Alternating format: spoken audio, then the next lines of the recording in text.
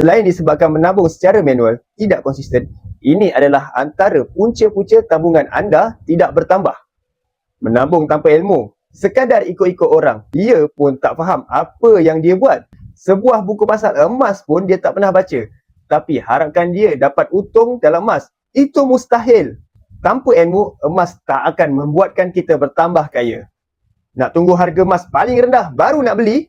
Hakikatnya, tak siapa pun tahu bila harga emas paling rendah kecuali bila dah jadi sejarah. Yang penting, harga emas sekarang confirm lebih murah berbanding beberapa tahun akan datang disebabkan faktor inflasi penurunan nilai ringgit. Beli emas sekadar buy low, sell high. Dia fikir pelaburan emas ini secara trend saham beli rendah, jual pada harga yang tertinggi.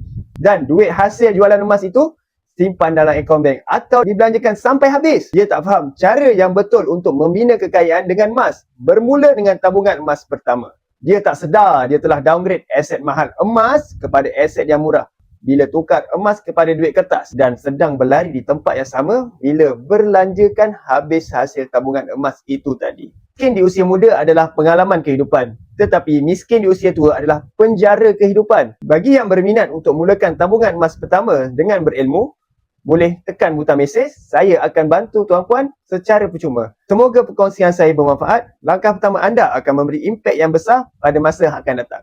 Jangan lupa follow.